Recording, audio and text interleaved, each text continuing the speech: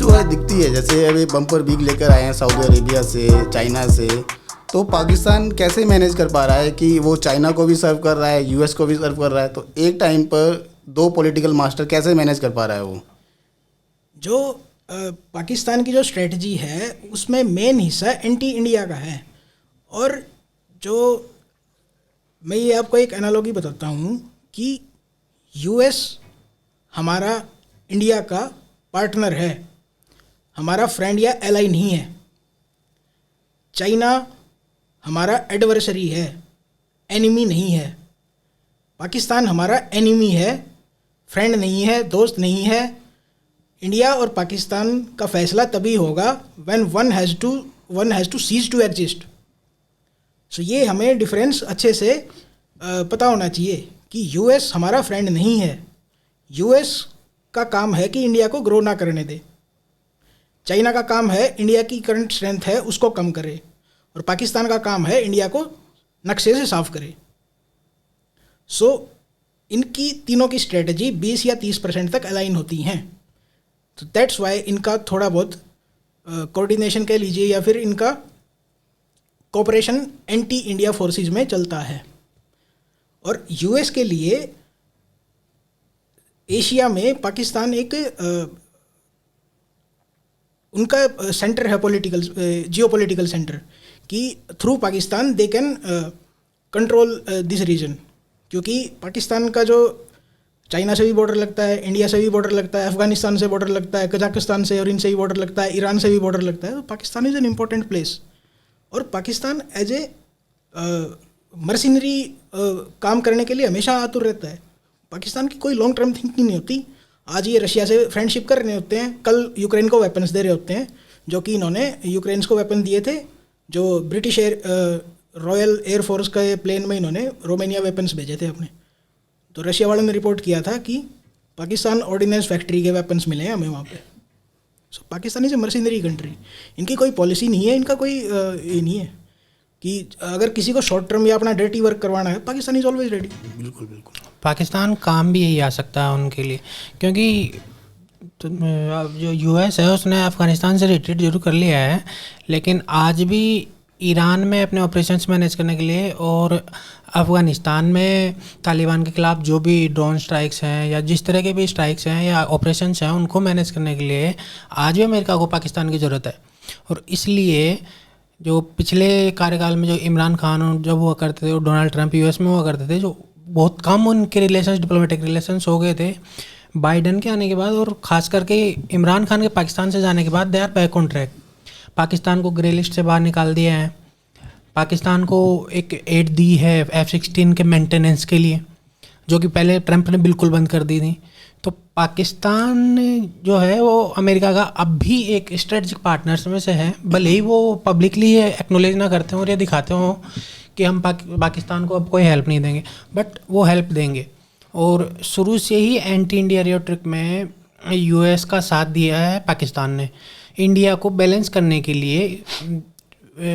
Right from the partition जब India ने weapons मांगे, इसका बेस्ट एग्जांपल है जो एस जयशंकर हमारे फॉरेन मिनिस्टर हैं, उन्होंने ब्लेटेंटली कहा है even to the best media कि और many of our problems originating from Pakistan are because of the west arm Pakistan, west economically strengthen Pakistan, और ये सारी और उन्हीं की वजह से जो पाकिस्तान को ये सपोर्ट मिल रहा है, पाकिस्तान इंडिया को काउंटर कर पा रहा है जितना भी कर पा रहा है। हालांकि अब वो दिन दूर हो गए हैं, बट इनको देख के लगता है कि ये सपोर्ट अभी थोड़े और टाइम तक चलेगा जिस हिसाब से चल पा रहा है। इस पर मेरा ये मानना है कि जैसे पाकिस्तान की जैसे हिस्ट्री देखेंगे आप, तो यूएस का काफ़ी मतलब उस पर हाथ रहा है स्टार्टिंग फ्रॉम 1947 जब से हुआ है। तो वहाँ पे अफ़गानिस्तान में जैसे एंटी रशिया जो भी मूवमेंट है उसको लेके बोल दीजिए, तो एक तरह से यूएस का उसमें मतलब इंटरनली ऑल्सो आर्मी में जो भी है, आर्मी के भी उनके स्ट्रेटजिक वो रहते हैं कुछ, और एक्सरसाइज वगैरह भी रहती है, मतलब उनके एग्रीमेंट है यूएस से, तो वो उसमें काफ़ी हद तक इन्वॉल्व थे। लेकिन जैसे आई थिंक 2008-10 के आसपास से इंडिया और जो यूएस के रिलेशन है वो काफ़ी इम्प्रूव हुए हैं कंपेयर टू पुराने टाइम के, ठीक है। तो जैसे ही आई थिंक इंडिया यूएस के वो स्टार्ट हुआ तो पाकिस्तान ने चाइना की तरफ अलाइन हो गया, ऐसा लग रहा है। और जो ये अलाइनमेंट है ये अभी मतलब पाकिस्तान एक ऐसी सिचुएशन में है, वो ना तो चाइना को सेलेक्ट कर सकता है ना यूएसए को, क्योंकि जैसे हमारे जो ये थे पाकिस्तान के पूरे वो थे प्रधानमंत्री इमरान खान, उन्होंने फेवर लेने की कोशिश की थी, वो बेचारे उनको पता नहीं था पाकिस्तान में प्रधानमंत्री का काम ज़्यादा नहीं होता, आर्मी चीफ को सब कुछ डिसाइड करना होता है। तो उन्होंने सोचा था कि मैं नहीं चाइना हमारे डेवलप कर रहा है और पैसे दे रहा है इतने, तो वी शुड फेवर चाइना। जैसे उसने स्टार्ट किया, जैसे फैब में आई थिंक फैब में वो एक समिट होना था अमेरिका में, समिट ऑन डेमोक्रेसी या समिट फॉर डेमोक्रेसी, तो चाइना को इनवाइट नहीं किया अमेरिका ने, तो हमारे इमरान खान जी का बुरा लग गया, बोला मैं भी नहीं जाऊंगा। तो उसने थोड़ा सा स्टांस लिया था एंटी यूएस, जैसे ही ऐसा हुआ उसको निकाल फेंका गया बेचारे को। तो Pakistan can not select China over USA and he can neither select USA over China, क्योंकि वो फिर BRI या जो भी CPEC चल रहा है, और इतना जो मतलब ये भी $8.8 बिलियन मिले हैं, तो ये कहाँ से मिलेगा फिर उसको। तो पाकिस्तान भी जैसे वहाँ पे थोड़े इंटेलेक्ट लोग हैं थोड़े बहुत, तो मैंने कुछ एक आर्टिकल पढ़े थे, तो उनको भी पता है कि यूएसए का डिक्लाइन स्टार्ट हो गया है एंड चाइना का जो सूरज है वो ओराइजन पे दिखने लगा है। तो उनको थोड़ा थोड़ा ऐसा लगने लगा है कि China can be A counter part of USA in future. तो इसीलिए आई थिंक वो सेलेक्टिव अप्रोच ले रहे हैं, कभी यूएस से कभी चाइना से, बट वो मुझे नहीं लगता वो दोनों की उंगलियां पकड़ के चलेंगे और चलते रहेंगे जब तक उनका फ़ायदा है। किसी से उसको डॉलर मिलेगा या किसी से F-16 अपग्रेडेशन या जो भी F-ATF से निकालना हो, तो I think he will continue to do this. Pakistan as a country adult बनने के बाद अपना बाप चेंज करने की सोच रहा है।